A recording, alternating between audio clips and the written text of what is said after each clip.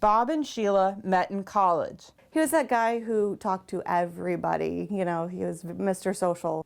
They were friends for 2 years before they started dating. And he always jokes around that he's like, I knew I was going to marry you the second I saw you. This summer will mark their 20th anniversary. The happiest days were, I would say, the days our sons were born. The hardest day of our marriage was January 5th, 2011.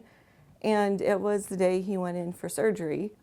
They had found a tumor the size of a fist in the center of his brain, and he had to have a craniotomy to remove it. It was his only chance at saving his life, but we didn't know what was going to be the outcome. So we had to actually say our goodbyes to each other before they wheeled him into surgery, not knowing if we'd ever see each other again. But here we are, you know, he survived it. Sheila says when doctors told her surgery was the only way to save her husband's life, for her, it wasn't a decision, because she didn't want to lose her husband, so she had to take the chance. They split his brain in half, literally, and then they had to go to the center of his brain, take the tumor out, put the brain back together, and then put his skull back on. After 9 hours of surgery and being up for 24 hours straight, Sheila says she was relieved doctors told her they had removed the tumor. Just a big sigh of relief. When they first took me back to see him, I didn't realize how different he would look or be.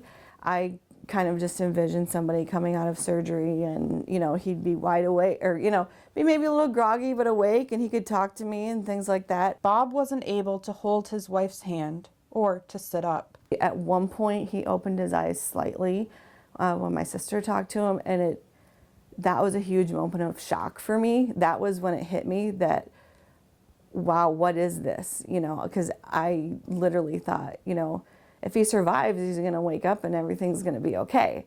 And when the moment came when I realized that, no, if he survives, there's still a different life there. It was just very different, you know, and I was scared. It was almost a month before Bob was able to sit up. He had to relearn to eat, talk, and walk. Love is just acceptance. It's unconditional. Sheila says she knows how to be a wife, but she had to learn how to be a caregiver and adjust to the life changes while also trying to maintain a full-time job to provide for herself, her husband, and her 3 boys. I find my strength in God.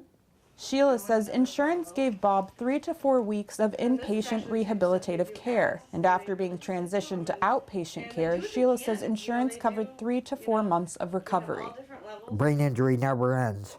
The insurance gave us 3 months to do what we needed to do over a lifetime. I'm not a professional at this. I didn't know how to take care of him, and they taught me, you know, skills to do that, but in the end, they are the experts in it, and you need help. At-home providers and adult day programs are both options, but can be costly. Most insurances don't see it as a medical condition, and when it's not a medical condition, they don't cover it. But 8 years later, Sheila says the Quad Cities is finally getting a clubhouse that is giving her hope. Empower House will fill the void of getting these people the continued rehab that they need versus just coming home and just kind of sitting at home, because if you don't use your brain, it just kind of will regress. Sheila says Empower House is not a rehab, but a place where individuals can continue their growth. And for a social butterfly like Bob, who couldn't walk down the street without running into someone he knew, Empower House is more than just a place to visit. Just that everybody wants to belong and they all want to help each other. Because you're with people that are in the same situation you are. Yeah, just a place to belong.